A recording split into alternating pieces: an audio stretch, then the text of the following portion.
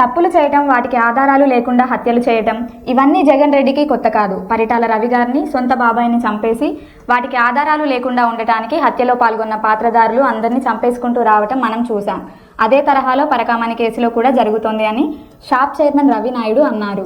పరకామణి కేసులో ఎవరైతే ఆ రోజు కేసు పెట్టిన ఏవిఎస్ఓ సతీష్ కుమార్ అత్యంత దారుణంగా, కిరాతకంగా హత్య చేయబడ్డాడు. వైసీపీ నేతలకు ఇది కొత్త కాదు, నిజంగా బాధేస్తుంది. ఇది మొదటిది కాదు. మీరు చూడండి, పరిటాల రవి గారి హత్య టైంలో ఇదే ప్యాటర్న్. ఆ రోజు ముద్దు సీను 2008లో ప్రధాన ముద్దాయిని డబ్బిలతో కూర్చొని చంపేశారు. డాక్టర్ సాంబశివరావు ఆయన్ని చంపేశారు. పటాల గోవర్ధన్ రెడ్డి 2008లో చంపేశారు. మధ్యలచెరు సూరి ఆయన అప్రూవల్ గా మాత్రం ఆయన్ని చంపేశారు. ఓం ప్రకాష్ ఆయన్ని చంపేశారు. పరిటాల రవి కేసు ఆడికి కథం. సరే, పరిటాల రవి తెలుగుదేశం పార్టీ నాయకులు రవి గారు మరో కాంగ్రెస్ పార్టీ అధికారంలో ఉంది, వాళ్ళకు మొత్తం క్లీన్ చేసేశారు ఆధారాలు లేకుండా. సేమ్ ప్యాటర్న్ జగన్మోహన్ రెడ్డి గారి సొంత బాబాయ్ వివేకానంద రెడ్డి గారి హత్యలో ఎవరైతే పాత్రదారులు, సొంతదారులు ఎవరైతే ఉన్నారో వాళ్ళు కూడా కసుమూరి శ్రీనివాస్ రెడ్డి 2019 సెప్టెంబర్ ఆయన లేపేశారు. ఏది వీళ్ళ అధికారంలోకి వస్తారే. ఈసీ గంగిరెడ్డి మామ ఆయన్ని లేపేశారు. మామ లేక ఏమి ఎవిడెన్స్ బయట వస్తే లేపేయడమే. కోయిటి గంగాధర్ రెడ్డి ఈయన కూడా దగ్గర మనిషి ఆయన్ని లేపేశారు. డ్రైవర్ నారాయణ ఆయన్ని చంపేశారు. వైఎస్ అభిషేక్ రెడ్డి పాపం కుర్రాడు డాక్టర్